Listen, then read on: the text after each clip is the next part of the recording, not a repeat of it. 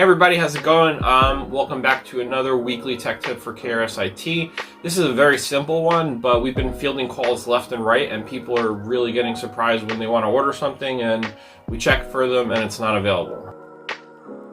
As you guys know, what's been going on in the world the last couple of years, sometimes things are just harder to get now than they ever were before. So one thing we want to say is definitely for our clients, for anyone's clients, make sure that you're having your business technology reviews. Touch base with your IT team, see if there's anything that you do want to order, or take a look at your hardware and see. Don't wait till the last minute or wait till something is broken and then you have to replace it, because then it could be a problem. Try to plan for these things properly. That's what we try to do with all of our clients.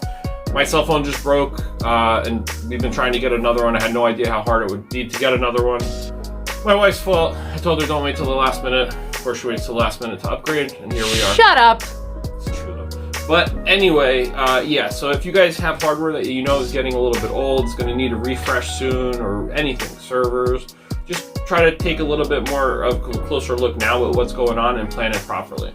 That's the only advice we can give you this week. All right, hope everyone's been well, and I'll see you guys next week. Take care.